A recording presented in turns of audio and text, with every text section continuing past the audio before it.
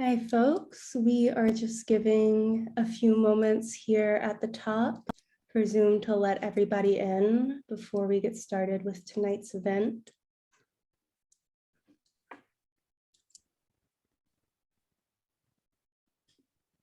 If you are already here in tonight's webinar with us, feel free to open up your chat window. Let us know where you're Zooming in from. And I'm also posting in some information about tonight's featured book and a 10% off coupon code you can use if you're buying online.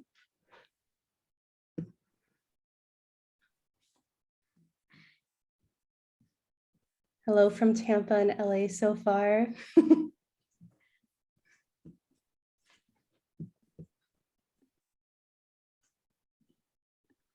Good evening and welcome to tonight's live online author event with Greenlight Bookstore. I'm Chelsea from Greenlight, and we are thrilled to host tonight's event celebrating the new book, Letter to a Stranger, Essays to the Ones Who Haunt Us. We're talking tonight with Leslie Jamison, Colleen Kinder, Gregory Pardlow, Carlyn Houghton, Sarah Perry, and Janessa Abrams. So you're in for an excellent time. Before we start, I just want to say a huge thanks to all of you for being with us here tonight. We're grateful for your support and for the chance to make this space for conversation and connection. Now, just a few housekeeping things. In our Zoom webinar tonight, you can see and hear the speakers, but they cannot see or hear you. They can see that you're here though, and there are a couple of different ways you can interact with the authors and with each other throughout tonight's event, which we highly encourage. The first is the chat, which you can find by clicking on the icon that looks like one speech balloon. You're welcome to post your comments and thoughts in the chat. That's a great way to show your appreciation for the authors and interact with fellow attendees. If you have a specific question you'd like to have answered by the author, please post that question in the Q&A module. You can find it by clicking on the icon that looks like two speech balloons. We'll be pulling questions only from the Q&A to be answered in the later part of the program. And importantly, tonight's featured book, Letter to a Stranger, is available for sale from Greenlight Bookstore. You can shop in person from 10 a.m. to 8 p.m. at both our Fulton Street and Flatbush app stores, where you can purchase this book and many others on site. You can also order online at greenlightbookstore.com for a quick pickup at the store or for shipping anywhere in the US. I'll drop that buy link in the chat. And as thanks for attending tonight's virtual event, we are offering 10% off the featured book. Just enter coupon code GreenlightEvents10 into the coupon discount section at checkout online for 10% off. In Letter to a Stranger, our featured book tonight, 65 extraordinary writers grapple with this mystery. How can an ephemeral encounter with a stranger leave such an eternal mark? I'll let our authors fill in the rest for you all. I'd like to give it away to Leslie Jamison, who will be introducing editor Colleen Kinder. Hi, thank you so much for hosting us. I'm a huge fan of Greenlight and a huge fan of everybody who's here tonight, and have been a friend and admirer for many years of Colleen. So it's such a pleasure to introduce her. I just want to also let everybody know I'm with my daughter tonight. So if you see a small, tiny person kind of zooming into the screen, you'll know who it is. But she's writing her name right now. Anyway, there are so many ways that I could introduce Colleen, but and starting with just the fantastic writer that she is and the many, many ways and places her beautiful work has emerged into the world. She's been published in places like Afar and the New York Times. She founded the magazine Off Assignment that the idea for Letter to a Stranger was taken from. But I guess I just wanted to start in a slightly more personal place, which is to say I can remember really well the night that Colleen first told me about the idea for a letter to a stranger. She said, what if I put out a prompt to writers who are submitting to this magazine, inviting them to write a letter to a stranger who has haunted them in some way. A stranger who has who crossed their paths and maybe didn't become a part of their life, but has stayed with them for whatever reason, and maybe even reasons that can't fully understand or can't fully articulate to themselves. What if people wrote letters towards those strangers? And the second she said it, I both knew immediately the stranger that I would write to if I were to ever write such a letter, and I did. And I also just felt in my gut that it was like a prompt and an idea that had legs, that it was going to take people to places that would surprise them. And one of the questions that I'm curious to hear people speak to tonight is like, what surprised them in the course of writing their letters? But it felt like the whole idea for the prompt like emerged from so many of the different things I loved about Colleen, like the ways in which she moves through the world with curiosity and compassion and a big heart that's so fully aware of like the hidden infinitudes inside everybody that she encounters, seen and unseen. And so I love this idea that like she would take these ways of her being in the world that I love so much and invite other people to write from those spaces of curiosity and compassion and that complicated combination of knowing and unknowing that we bring to every single human being we encounter. So I love her. Thank you. I love her. I love this book. And I'm going to turn it over to her to let her introduce the other amazing writers who are gathered here tonight. But I will just say it's been such a pleasure to watch this idea take shape over the years and to watch it become this like beautiful book that it is today.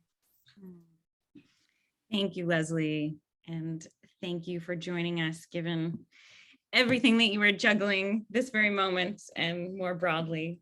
And thank you so much to Greenlight Books. I will echo what Leslie said. Greenlight is such a sacred space for book lovers, particularly in New York. And we're just so honored to be hosted by you, especially given that this particular panel is a crew of either New York-based writers or writers who were once upon a time based in New York, myself included. And I really want to thank everyone who's joining us tonight from near and far. It was thrilling to see in the chat, some people are joining us from Winnipeg, from Tuscany. And I was actually going to prompt people to write in the chat where they were joining us from to kind of simulate what is one of the opening moves in this book, which is a spread of how far-flung the stories are and how diversely they're set geographically. But you guys beat me to the punch. So if you are just joining us now and you haven't fessed up to your coordinates on the globe, please pop that into the chat. And all of us wanted to invite everyone to be extra chatty and sherry in the chat tonight. We love when the chat can become a kind of alternate space within a Zoom event. So don't hold back, share, overshare, don't edit yourself, share stranger stories of your own as we converse about the power of strangers and the stories in this book. Onward to introduce Leslie Jamison and her daughter Ione, who's my goddaughter. Hi, Ione. In a recent AP review of Letter to a Stranger, a reviewer called this anthology an endearing reminder of the humanity that surrounds us: messy, awkward, compassionate, vulnerable. I dare say that Leslie Jamison encoded all of those traits in the DNA of what we now call a Letter to a Stranger essay when she penned the very first one to a drunken magician in Nicaragua almost 10 years ago. The whole project leading up to this book was a series of yeses, none more seminal than Leslie's. Yes, as in, sure, friend, I will try out your Letter to a Stranger writing prompt. And yes, I will submit a draft by your arbitrary deadline. And okay, though you have no means to pay me nor platform on which to share my work, it's yours. This book needed that seminal yes. And it needed another yes 6 years later when Leslie was 1,000 times busier, by then the author of acclaimed books, The Empathy Exams, Make It Scream, Make It Burn, The Recovering, and The Gin Closet, as well as the director of Columbia's MFA in nonfiction writing, and a mother to the wonderful human currently on her lap, when I asked her to pen a foreword for a hypothetical letter to a stranger book before I had a book deal. Yes, said Leslie, absolutely and unconditionally, yes. I mentioned those yeses because they felt like invisible portals that opened for this book, letting it journey forward, and also to convey what Leslie's official bio cannot, the exceptional breadth and depth of her heart. It's a joy of exceptional breadth and depth, Leslie, not only to share this book's very long and coming launch with you, but to thank you for championing Letter to a Stranger at so many junctures, including tonight. Next, Carlyn Houghton. I met Carlyn many moons ago at the University of Iowa, where she was getting her MFA from the Iowa Writers Workshop. A recipient of the Missioner Copernicus Fellowship, Carlyn now teaches at the Chapin School in Manhattan. Carlyn was one of our very first contributors to the online Letter to a Stranger column, and I haven't forgotten what it was like in my body to read the draft Carlyn submitted back in the summer of 2015. I literally had to get up and go on a walk around the block, letting the force of her words settle in me. Carlyn's letter is addressed to a baby she miscarried while on a road trip. This extraordinary missive, which was ultimately chosen as a notable essay in Best American Essays 2017, paved the way for scores more writers to define the word stranger in their own original and sometimes heart-rending terms. Next, Sarah Perry. Sarah, a former New Yorker, joining us from Tulsa, Oklahoma tonight, or maybe always a New Yorker, I don't know if I should call you a former New Yorker, is the author of the memoir After the Eclipse, which was named a New York Times Book Review Editor's Choice, as well as a Barnes & Noble Discover Great New Writers pick. To those accolades, I will add my own. After the Eclipse is the kind of book that swallows you whole. While reading it, I was nowhere but inside Sarah Perry's persistent quest to find her mother's murderer. When I beseeched Sarah to write a Letter to a Stranger essay, she spoiled me not with one story, but two. One which is set on a subway platform in New York City, which you can read on offassignment.com, and another that is in this book. I picked it for this anthology. It's set on the dim streets of Yonkers on a night when a female stranger hooked arms with Sarah and ushered her away from danger. By now, more than a few people have told me that this essay brought them to tears, or in the case of the Associated Press writer who reviewed the book, mentioning an essay where a woman's motherly protection provides relief so palpable, I nearly cried, the edge of tears. Kudos, Sarah Perry, for making us weep with your words. Gregory Pardlow. Gregory is the author of the poetry collection Digest, which won the 2015 Pulitzer Prize for Poetry, as well as the memoir and essays Air Traffic. And he serves as the poetry editor of the Virginia Quarterly Review. Greg currently teaches literature and creative writing at NYU Abu Dhabi. Yes, it is about 3:30 in the morning where he is, God bless him. Though I'll always associate Greg with the halls of the Cairo airport because that's where I recorded him a bleary 20-minute voice memo full of editorial feedback for him one night, realizing as soon as I sent it that Greg would either take me for a crazy person and say no thanks to any further editing, or take me up on the challenge and overhaul his first draft. The word overhaul doesn't do full justice to the Pardlow round two. Greg reincarnated his essay. His second and final draft was so melodious, so brazenly honest, drenched in insight about family, not to mention funny, that I wanted to hug him from Egypt, or at least one day tell him how much he taught me about the art of rigorous revision. I guess that day is today. Gregory Pardlow, you astonished me. And when I tell people that Letter to a Stranger is a book replete with wisdom, penned by writers who don't hold back what they've learned about being human, I do so with essays like yours in mind. Janessa Abrams, last but not least, Janessa is a fiction writer, critic, and a practitioner of narrative medicine who's written for The Atlantic, Tin House, Electric Literature, Guernica, and Bomb Magazine, among others. She's been awarded fellowships and grants from MacDowell, UCross, the Norman Mailer Center, and Columbia, where she currently teaches in the narrative medicine program. Janessa's letter to a stranger is penned to a gambler that she met while on jury duty in Chinatown, and it's as tantalizing and ambient as it sounds.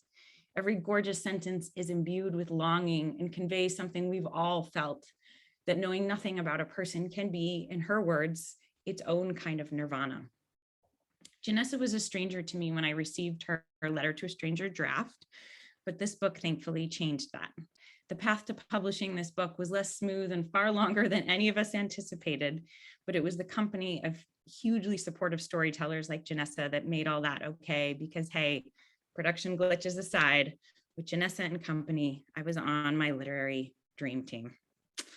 Thank you guys, all 5 of you, for your beautiful contributions to the book, for your dogged support of it as it goes out into the world, and for joining tonight. And I have many questions for you all, and I know you have questions for each other, but first, just to give people a sense of your beautiful letters to strangers, I'm going to ask each of you to share a short passage from your essay in the order that I introduced you. Should I go ahead and start? Okay. First of all, I just want to say it's like I'm so excited to hear these essays in all of your voices, because each one of them, for some of you, I know and love you in real life as well as knowing and loving your words, but for others, like it's just a pleasure. I was saying before the Zoom started, it's a pleasure to see Carlyn here, who is not somebody I know in real life, but your essay has moved and removed me. I found something, I felt my molecules rearranged by each of the essays by these writers here. So just an honor. I will, I'll just read maybe the last 2 paragraphs of my letter, and it's written to traveling magician who I met in Nicaragua, in Granada, Nicaragua in 2007. And we were both drunk for a lot of the time we spent together. And I didn't know that this essay was going to go where it did when I started it, but then it felt like writing sometimes does, like it had kind of a mind of its own. You were missing, and the magician was missing part of one of his legs and walked on a pair of crutches. You were missing part of yourself and drinking anyway, fucking up magic tricks or failing to produce them and drinking anyway. And I would think of you years later when I had a broken foot and drank anyway, when I had both hands gripping crutches and drank anyway, when I tripped and fell going down the steps of the double-wide trailer that was the bar, bandaged foot held aloft, crutches clattering to asphalt, when I made it home, went to bed, woke up the next morning, crutched through the next day, and drank again, inevitably anyway. Back then, I wanted to beg you to take better care of yourself, to tell you to treat your broken body as something worth attending to. And whatever in me had wanted to beg you, I knew when I was tripping down those trailer stairs or balancing a bottle against my crutches, I knew I needed to bring it back, to beg that of myself.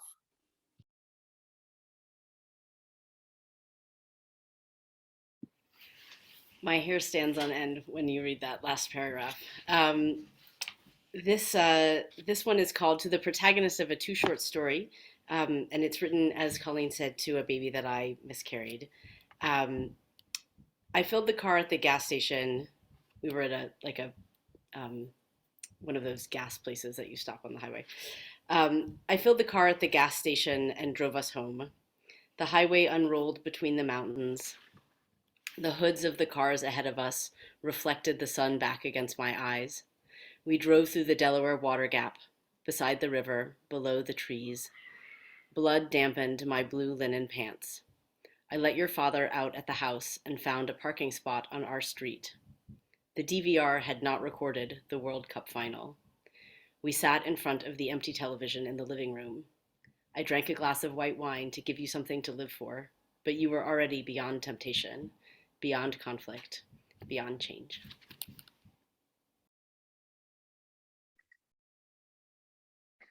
So beautiful. Those are both such beautiful excerpts to follow. Thank you everyone for coming, and just really thanks once more to Colleen, whose heart and just formidable intelligence has brought together such a wonderful literary community that we now have this great artifact of. So my essay is called "To the Woman Who Walked Beside Me." I walked and prayed I wouldn't hear the car window roll down, the door pop open so I could be dragged through it. There was still no one on the street, just closed shops under sallow streetlights. I felt intensely aware of my smallness. Could I fight off a man who picked me up by the waist? Probably not. The whole thing took on an aura of inevitability, fate. I'd just moved to this city. I was broke. No one knew where I was. It seemed like just the moment when a person disappears.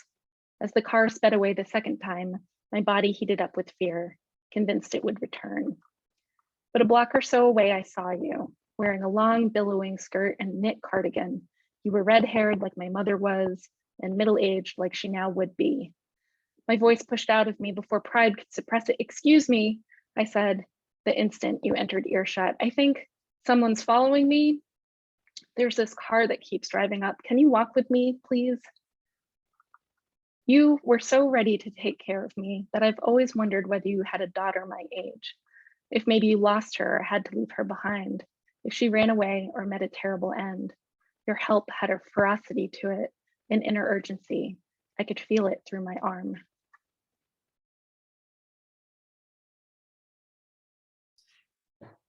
Hi, everyone. My experience with this book is just one bout of astonishment after another. I had no idea what I was getting into, and it's been just an ever-expanding wealth of coming to know myself better and coming to know my context better.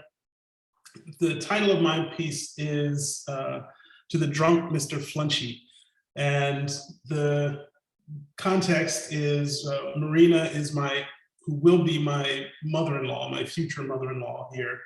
And of course, her daughter is my soon-to-be second wife. By the time we got to that train station in Arles, Marina had already proved just how irrelevant the size of her body and her English vocabulary were to the exercise of her authority. At lunch, when her daughter got up to use the restroom, Marina wasted no time. "You're married," she said gently, as if to assure me, as if I were an injured animal and she a no-nonsense frontier veterinarian soothing my brow. "I'm married," I repeated, surrendering with a sigh the full weight of the fact. Admitting it felt like confessing to store security after being shown a video of myself shoving lunch meat down the front of my pants. With Marina, there was no point attempting further misdirection. I felt stripped of some important mask. I remember exactly where we were sitting, at a fast food joint called Flunch. We called it Mr. Flunchy's mistakenly at first, and then deliberately. A shared joke. We were bonding. The food was awful, which set the joke running. Every negative experience from then on was Mr. Flunchy's fault. And then you loped seemingly out of the ether towards the three of us, Mr. Flunchy incarnate, Mr. Flunchy out of a horror movie, sans fog and music, or a rehab center. I'd been busy sulking, packaging every inconsideration, every exclusion and careless inattention I'd suffered that day into a hefty grudge that would offset the weight of my guilt over not having dealt with my marriage. Now I gawked. You were almost seductive, the way you inhaled the vacant space between us and made me feel like I was the only person alive.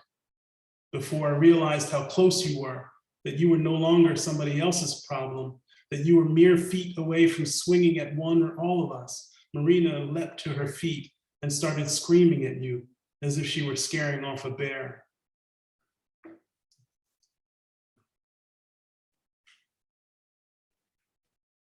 That was so beautiful, Gregory. I'm really overwhelmed at being in all of your presence. It's very astonishing. And I'm so grateful to be in this book with y'all, and to Colleen for your friendship and guidance and brilliance and love. My essay is to the gambler I met in jury duty in Chinatown. When our names were not called, we agreed to leave together, silently, with the flick of your wrist and the gentle nod of my head. You led me out of the courtroom, and we walked like we'd always walked, beside each other. You were twice my height and almost triple my weight.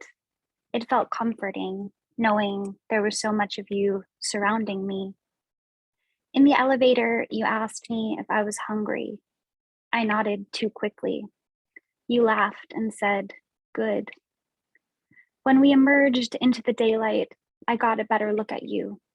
You were stuffed into that t-shirt, but you had boyish dimples and an expensive haircut. I was wearing a satin blouse and a pencil skirt. That was back when I wore a full face of makeup and coiffed my hair to look like an adult. I was fresh out of college, under the guise that I understood both the world and myself so much more than I did. This way, you said, leading us into Chinatown. The streets were crowded with people pushing carts of groceries, thick stalks of lemongrass, and cases of shiny red cherries, buckets of squid and barrels of crab legs. The workers shouted across from bustling food stalls, trying to lure in pedestrians. You shook your head hard enough for them to leave us alone. I knew almost nothing about you, which is its own sort of nirvana, the small window when we could still be anyone to each other.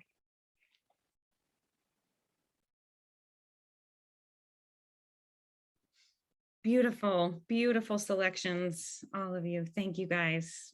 Gorgeously read. So to kick things off, I wanted to talk a little bit about what it was like for you guys to write these essays. And I'm going to ask a very general question, but offer a more specific version of it in case it's too broad. I would just be curious what it was like when you imagine yourselves working on these essays, when you sat down to answer the question, who haunts you? How did the piece come out? What was it like to birth this story? And if that's too broad or it's putting too much pressure on you to come up with a brilliant metaphor on the spot, I'd be curious to hear which of the constraints that this form put on you was the most generative. The letter form, the second person, the focus on the stranger, which of those perhaps impacted you most when you sat down to produce this? Jump in. Oh, go ahead. Oh, Kristen. sorry. I really welcomed this prompt because I had, as I think many of us do, all of these kind of glimmering moments in my life that I had collected. And we don't get a lot of opportunities to make something out of only that little scrap of experience. And of course, perhaps inevitably the most powerful of those have a central character or a person who, we would love to honor or hope that we would honor by putting in some kind of story. So what was exciting to me was these people, 3 or 4 of them. You're lucky I only sent 2, to cut down the list. I immediately was really excited about oh, here's some people I would love to talk about, but it's never worked because I've tried to put them into a larger architecture, and they've been swallowed by that because they only occur once in the timeline. So they just didn't, it was hard to give them that gravity where they could stay held in something. But this was an opportunity to sort of make them the gravitational center of its own thing. Yeah, so you mentioned, Colleen, our experience of exchanging notes, and so my birthing this essay had everything to do with your work as doula in that process. And so, when I started, as I said, I had no idea what I was getting into. I get this prompt, and I was really interested in what I thought was an imaginative character sketch, sort of pursue this. But as I got into it, and of course, with your further prompting, I kept digging and realized that as much as I thought I was describing someone else, I was mapping the interior, right? I was saying so much about myself that I had not anticipated saying, and that the reflection just kept getting, stronger and stronger. And so when I say I learned a lot about myself in that process, this is what I mean. It was really generative in that regard. Yeah, and Greg, this is getting me thinking about like just how ambitious your essay was, because you were not only writing about a stranger who stuck out in memory, but telling a really important snippet of your relationship with your partner, but also her larger family and your relationship to your future mother-in-law. And not everyone in the book was juggling all those layers and needing to do the work of introducing a stranger and themselves, plus some of these huge monumental characters, like long-term figures in their own lives. So that was especially tricky to work that out. The challenge to think about this person who was Sarah, as you're saying, that is passing through. Why is this person standing out in my mind? What is this person ultimately representing? What does this person mean in terms of the triangulation of people that I have thought to bring together in this story? So yeah, absolutely. Well, I mean, one thing, as I wrote in the chat, like I identify so much with what Sarah was describing about the, like, so often constraints are permissions in different ways, like by enclosing the space, they make us newly aware of what might be possible inside that space. But I feel like the constraint of writing towards a stranger did feel like it invited me to write towards something whose like layers of mattering like didn't feel large enough it wasn't narrative in the sense of like I didn't have a whole story with this stranger. And I think that's part of what it means to write towards a stranger. Like by definition, they're not somebody you have a whole narrative arc with. So it's like permission to write into a moment rather than like a plot line, which is itself a kind of spark in a direction you might not have otherwise gone to. But I think there's also something really powerful about writing towards something that doesn't feel like one of the capital letter big stories of your life, because for those stories, at least for me, or the people who matter most, or the people I'm closest to, I already have so many narratives I've developed in my mind about like what these people mean to me, what these experiences mean to me. And in writing about them, I have to sort of like battle through the like prefab already developed stories I've told myself about why certain things matter. But when you write towards a stranger, or you write towards like what Sarah describes as those glimmering moments, like you're inviting yourself to write towards the unknown. And in that sense, you don't have all of these like prefab, already developed, already reified narratives about what the thing means. And so I think there's a way in which surprise is sort of like baked into the prompt. I mean, maybe you have an idea at the outset of like, this is what this stranger means to me, and this is why I'm writing to this stranger. But I think that the form invites a kind of writing towards the thing you don't quite know, like why and how it matters. And that I found exciting, and I would be so curious to hear other people on like how, whether you felt surprised by where your letter went and how kind of, or in what way surprise was part of the process. Because I do think it's one of the things that's like most exciting about how this invitation works, or how it works on us. I would say I had a similar experience writing this, which was that I actually started to write to somebody else who was like, when we got home and I was parking the car, like I did the thing that I'd never done in my whole life in New York, and I probably will never do again. But this lady was like parallel parking, and I drove up next to her, and I was like, I'm having a miscarriage. I'm like bleeding the baby into my clothes right now. Can I have your parking spot? It was this sort of older African-American woman, and she looked at me, and she, like, you could tell that she was like, either this one is bananas and we just have to go, or like, yes, you can have the spot. And she just was like, yeah, that's okay. And she drove off. And so I started to write to her, and I think the lesson of that was too easy. Like, people are nice to you sometimes. Thanks for being nice to me. And I think the power of the essay to me is still that I don't really, I think the tragic thing maybe for a parent, if I can call myself a parent, for a child, is to say that your life didn't really mean anything. I mean, what a knife in the gut that is. And And so I don't really think there is a lesson, and maybe that is what is like so powerful about the essay, in my mind, I guess. I don't know, but maybe other people experience it differently. But. Carlyn, thank you for sharing that. Oh, wow, I did not know that backstory of your essay. And I mean, you're an extraordinary writer. I think you would have done a magnificent job with that version of the essay too. But yeah. Janessa, any thoughts about surprise or how your story came to be?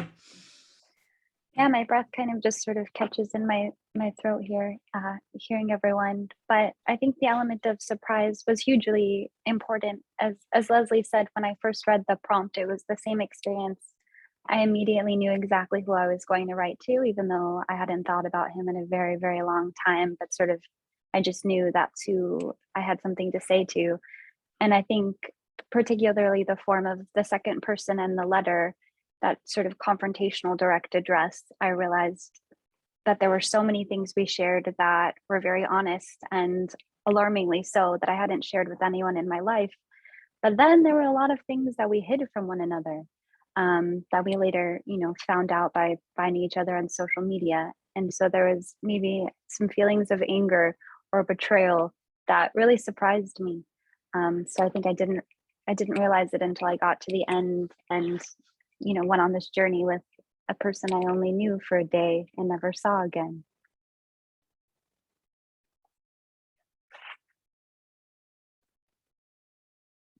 I'm curious, for you, Colleen. I mean, I'm actually curious to hear how you would describe the role that surprise played, I guess, both in both of your roles in relation to this anthology and your role as editor, and like how the variety of ways in which you've been surprised by what this invitation has pulled in, like, as you were speaking in relation to Carlyn's essay, like the variety of ways in which people have defined stranger, ways in which people have sort of expanded or taken that even that term or that concept in directions you might not have expected, and just sort of how you've been surprised by the places that people have gone or the forms of kind of possibility that it's opened up. But I'd also be curious to hear, I mean, Colleen also has a very beautiful letter to a stranger in the anthology herself. And I would be curious whether you actually had that kind of immediate feeling of which stranger, what surprised you in the course of writing that essay. And if I can just tack on a third question, you can only answer what you feel like answering, but how you feel like in a broader sense, like how you feel like being a writer influences the way that you edit. Because I think we're, all of us in different ways, whether it's as teachers or editors, our lives as writers are also inflecting how we like engage with the work of others and kind of dialogue with them about how it can more fully become itself. But I'm curious how you felt like your writer self, or particularly like being the writer of one of these letters, sort of shaped how you, or was with you as you were talking through with other people what their letters might become. Sure. Oh my gosh, I have so much to say to all those questions. I'll tackle the maybe the easiest one first, which is to explain why for many of these essays I sent the writers voice memos. I think my experience of being a writer on the receiving end of criticism is very often that of waiting for the other shoe to drop. When you read an editorial letter, like the first paragraph is like, I love the voice of this and beautiful sentences. And you're just like, but get to it. Like, what are you going to tell me about how shitty this is? And how I need to redo everything. And I think that's always been kind of like a problematic experience for me as a writer. And I think what I've realized in sending voice memos is that like people can sense the sincerity in my voice when I'm giving them praise about the promise of an essay through a voice memo in a way that doesn't always come across in the editorial feedback letter. Like everyone who's ever gotten feedback from an editor knows that it should begin with praise. So of course it's going to, but I think if you get a voice memo from me and I just sound really like alive with the possibility of what I read in the essay and excited by something, like it's hard to fake that. And so I think that's one of the reasons that I've turn to voice memos to really uplift the writers while I'm giving them, in a genuine way, while I'm also giving them rigorous, important feedback. And with regards to surprise, I mean, one thing that really surprised me when I wrote a letter to a stranger essay was not who it should be addressed to. That was pretty obvious because I met a stranger at like 7 a.m. on a hillside in France and ended up making out with him for, 30 seconds. And I mean, what else do you do with that life experience but write a letter to a stranger? But to me, what it became was a love song to a very particular age in my life, 33, when I was very much on my own and kind of like trying hard to celebrate what I did have instead of thinking about what I didn't have yet. And also it became a meditation on teaching and some principles that I've always tried to impart on my students. And I did work early on with an editor who told me to cut the teaching portion. And I'm so glad I didn't, because that to me was where the surprise in the essay was, that it rose out of this like romantic encounter into a broader meditation on how you instruct people to write about extraordinary experiences to a domestic audience. And lastly, I guess I will just say quickly, in terms of what surprised me about the breadth of the essays in this book, is that I would have expected more essays to articulate some of the things I love about encounters with strangers, and specifically this phenomenon that oftentimes meeting somebody you hardly know means you have more space for honesty, for spontaneity, for speaking hard truth about where you are in life, et cetera, et cetera. And there's one essay in the book, Anjali Sachdevas, that treats that phenomena gorgeously, and I adore that essay.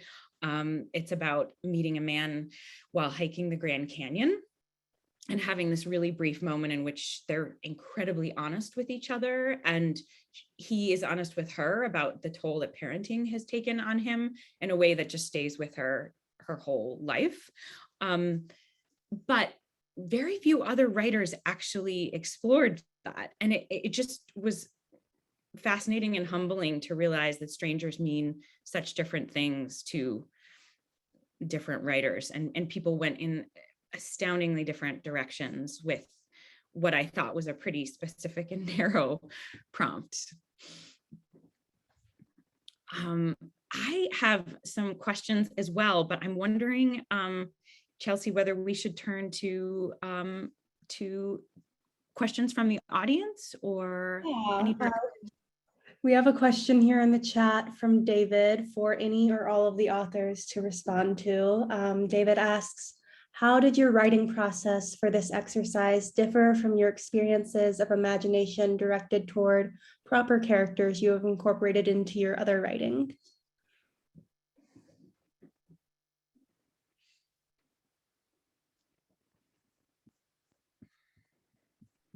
Can we rephrase that? Proper characters. What do we mean by proper? Maybe like characters that sort of take on a full narrative arc within the scope of a larger story, but this character only exists for a flitter of a moment, maybe? You know what you're making me think of, what the question is making me think of, and what you're making me think of, Janessa, is that after the fact, I conceived of this book as a kind of homage to the magical Negro, right? And so the idea of the trope of the magical Negro is this minor character that exists only to facilitate the development, the transformation of the primary character. And intersecting with that is, I have two teenage daughters, and they are very much involved in the TikTok, that thing that they do. And in the TikTok, apparently there's some talk about main character feeling, or main character vibes, I think is what they say. And so I've been thinking about the intersubjectivity and the relationships between these characters, and in a way, this project is compelling us to think about what in my head now is the kind of magical Negro trope, and to think about what role to make that character the not necessarily the major character, the primary character, but to make that character an important character. And talk about a humbling exercise. It is it's forcing one to shift the subject, the attention of subjectivity to the other.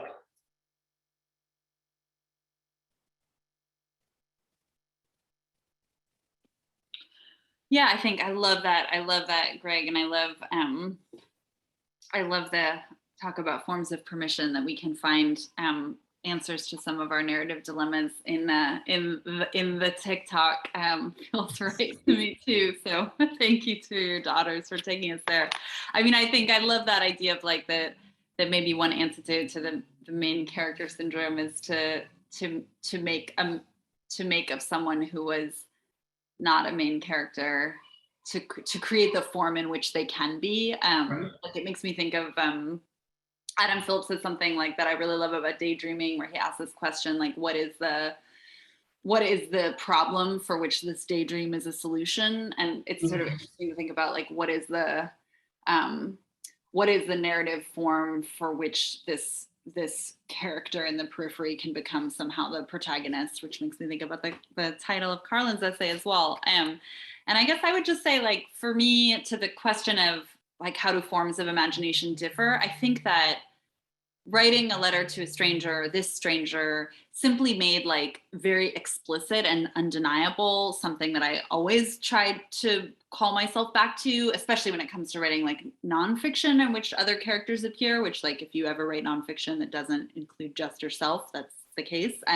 Which is to say, like, for every bit of knowing, there are like 100 or 1,000 bits of unknowing, like things you can't know and won't know about the other person. And when it's a stranger, that's undeniable, but it's actually harder to remember that when you're writing about somebody intimate. So I think part of what was useful about writing a letter to a stranger was that it instilled this sort of, that feeling of like, I always have to have the default of like knowing that there is so much that is unknown and trying to carry that forward, which I don't think craft-wise has to manifest as like 1,000 apologies or explicit disclaimers of like, there's so much I don't know, but like, I think there are other ways to make that feeling of the margin and that knowledge of the margin present in the writing.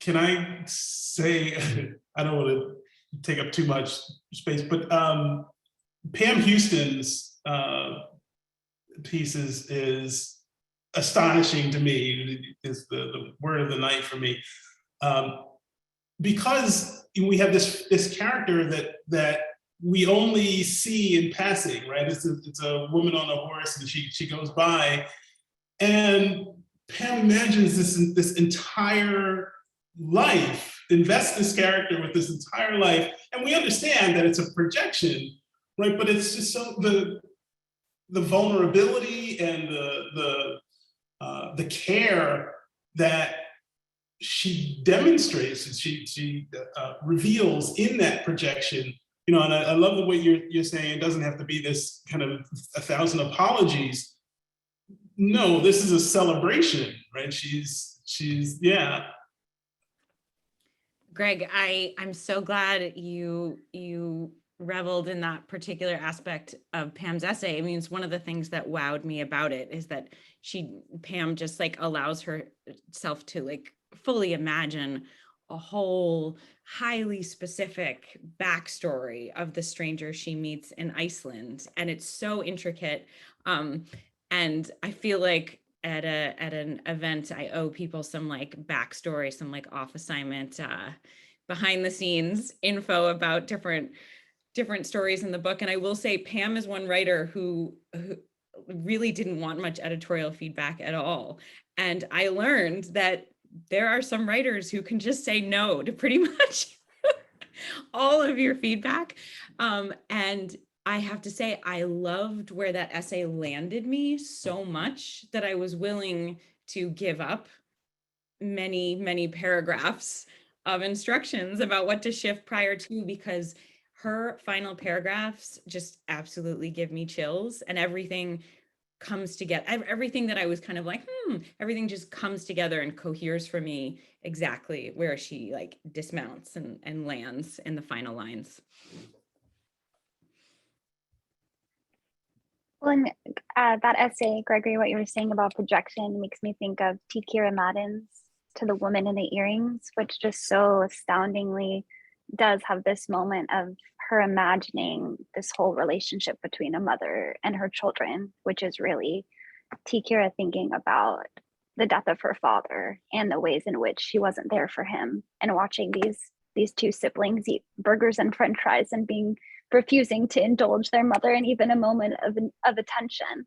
And she sort of captures the kindness of the mother and the generosity, and gives her attention as a way to sort of make up for what she didn't give her father in his last days. And that just totally broke me. An incredible use of the form.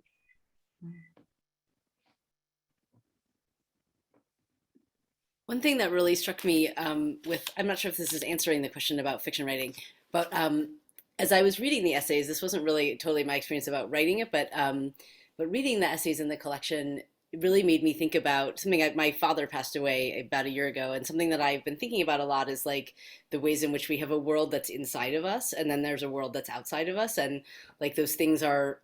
One thing about when somebody passes away is then there's like they're in the world inside of you, but they're not in the world outside of you anymore, and that becomes, as sort of you live longer and more people are no longer in the world outside of you, but they're still in the world inside of you, sort of progressively destabilizing.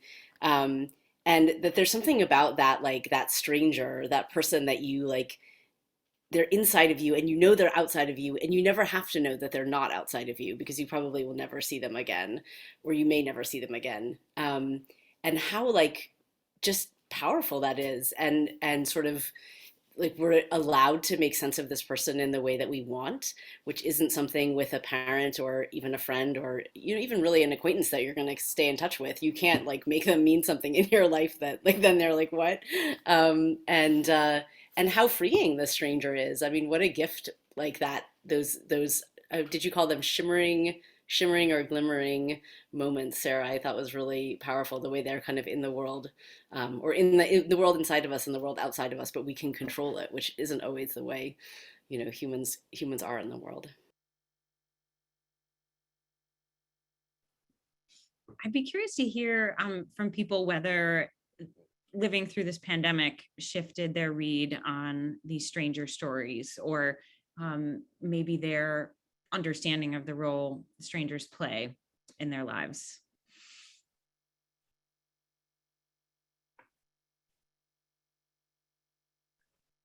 Yeah, I'll jump in. I think for the first year and a half of the pandemic, my partner and I were extremely conservative.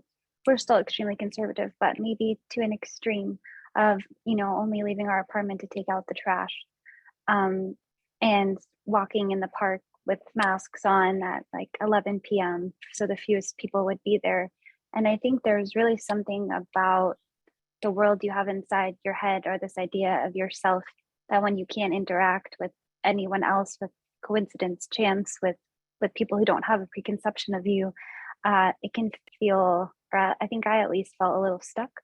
So I think even in this experience of like building a relationship with Colleen through sort of the chaos of book woes was a beautiful way to sort of build a new relationship where I got to decide who I was again, outside of all of these, as Leslie said earlier, like these prefab ideas of who we are and what our role is. And I think the lack of those chance encounters at this time for safety reasons is really sad. It robs us of something essential, I think.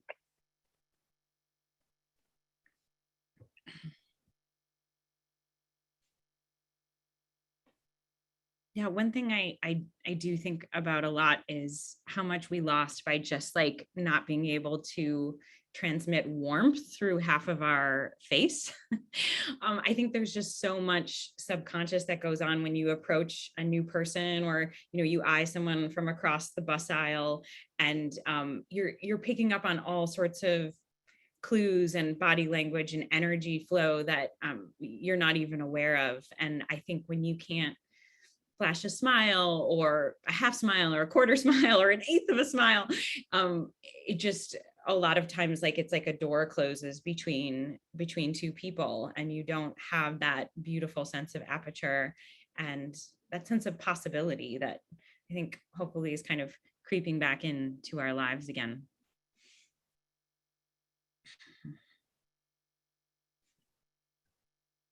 I like to think we have all been perfecting the art of the smize. We have a question here from Kavita. I think we have time for one more question from the audience, who says, would you say the act of writing these letters to strangers was more of an act of holding on or letting go, or did it evolve? Awesome question. I'm going to let you guys tackle that first. Beautiful question.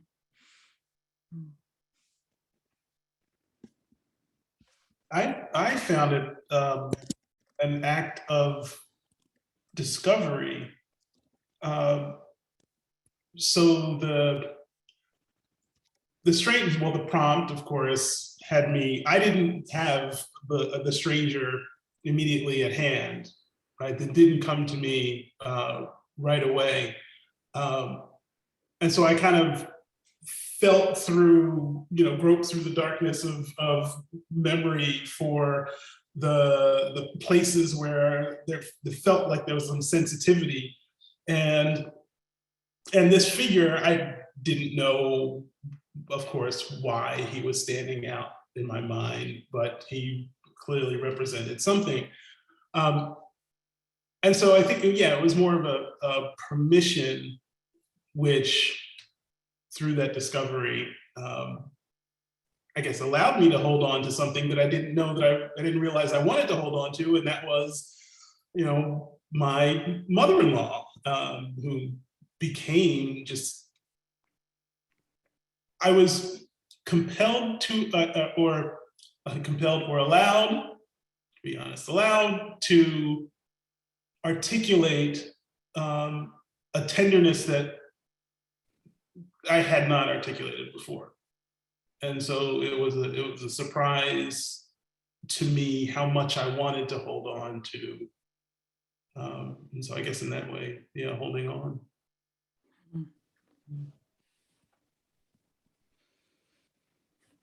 And Sarah, how about you? I'm curious. Sure. Yeah, I think it was very much a gesture of holding on, or maybe like retaining that connection, snatching it from the jaws of lost memory, really. And with that, of course, the flip side of that is the appreciation for how many moments like that we lose if we don't record them in some way, which can become a great and overwhelming anxiety if you're me. That's why, I was so glad to have the platform and the opportunity to keep this one. And I think there's real beauty too in putting this energy of gratitude, or I love the ones that are perhaps angry at the stranger, or where the relationship with the stranger is really complicated. I think there's some beauty in the one-sided conversation, and doing that with fidelity to the facts is like, in some way that I feel like I can't articulate right now, an act of faith. Mm.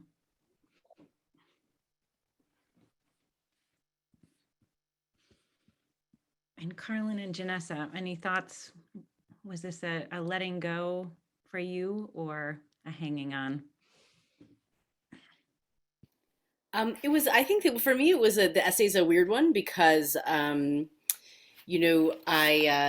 I wrote it in 2015, which was a long time ago. And when I wrote it, I think when the miscarriage happened, I sort of thought, well, whatever, everybody said you'll get pregnant again, don't worry, no problem, foul ball, not a strikeout. And we never did get pregnant again, and we don't have any children. And so I think in a funny way, the experience came to mean more to me later than it did. Even when I wrote the essay, it meant something to me, and I think it probably means something different to me now. And so it's interesting. I think there are stories that people tell about infertility that are like, there's a happy ending, right? And I think probably you hear those stories because all of us grow up in families that have children, so we know other families that have children, and you often don't hear the story about the person who never was able to have children. And so so I think that's living that story that's a different story. But I think this story has that meaning for me in that way. So I guess it was meant to be a letting go, but became a holding on.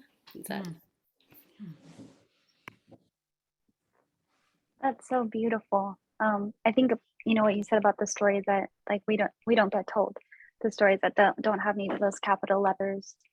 I think for me, the essay was sort of like marking a time in my life that wasn't going to be marked by anything else, because it didn't. There weren't fireworks at the end. It didn't. I was still in a relationship at the time. That's not the thing that combusted it, but it probably started chipping away realizations I had. But because it was such a non-event, it would be very easy for it to pass and to have nothing of it. But it holds all this weight for me. So I guess in some ways, I'm holding on to it, but also letting it go, just making sure that it is, it's crystallized. It doesn't disappear. Awesome. Yeah, I will say some similar things. Looking back on the experience that I captured in my letter to a stranger essay, I'm so glad that the form existed. I had created this form that could hold that particular life experience, because it feels like this encapsulation of a life moment that will never have a repetition. And my life looks so different now from the life in which I made out with a stranger in France at 7 a.m. And I don't think my life will ever look like that again. And when I read that essay or even think about it, I feel like, just like honestly, a basic sense of gratitude that there was a container for that one rare story that encapsulates. It's almost like a water sample from that era, from that very distinct era in my life that was going to change pretty radically in ways that I didn't know at the time. Colleen, it's also what impresses me is the global quality. I mean, you held up the map earlier, right? And what is revealed is also how interconnected all of our stories are. And I mean, it's kind of, sure, is a little corny. All our stories are connected, but going through the exercise of thinking about those connections, I think was really edifying too. Yeah, it's the map pretty much covers everything except there's a gigantic blank in Russia, which I felt really bad about until recently. No, I'm just kidding. But honestly, when I looked at this spread, I was like, wow, Russia's really big, and apparently none of our writers travel there. So it's almost covers the world, but we do have Antarctica and pretty close to the Arctic Circle on this map. So for the future, yes, Russia essays, welcome, offassignment.com.